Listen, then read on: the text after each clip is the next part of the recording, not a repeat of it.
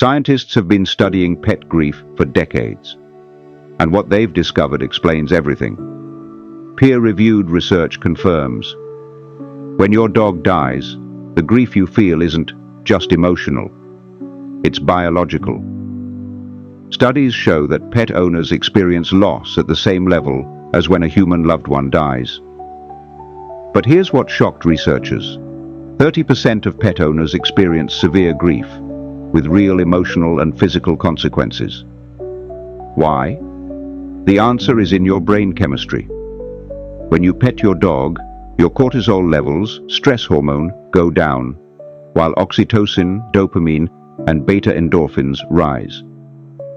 These are the same neurochemicals released when a mother bonds with her newborn. In fact, studies show that the same areas of the brain light up during time with your dog as when spending time with an emotionally close human. So when your dog dies, your brain loses a real attachment figure. But society doesn't always recognize that. This creates what scientists call disenfranchised grief, deep grief that's invalidated by the world around you. People say, "It was just a dog."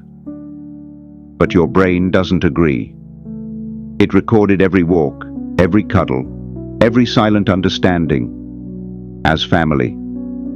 This is why it hurts so much, and why some people feel ashamed for grieving so deeply. Studies show that many pet owners don't ask for time off work when their dog dies. They fear being seen as too emotional, too soft, too dramatic, but science says otherwise. Research confirms that pet owners often humanize their dogs, perceiving them as having emotions, needs, even rights. This isn't fantasy, it's empathy. Your brain built a feedback loop with your dog, a constant exchange of comfort and connection. When that loop is suddenly broken by death, your system crashes. You go into emotional withdrawal. One study found that people who fully process pet grief develop increased empathy and emotional resilience. But those who suppress it, they often struggle with long-term emotional regulation. Here's what science wants you to know. Pet grief is not excessive. It's neurochemically justified. It's love, plain and simple. Losing your dog doesn't just break your heart. It breaks the brain patterns that kept you calm, safe, and connected. That's not weakness. That's evidence of your capacity to love unconditionally.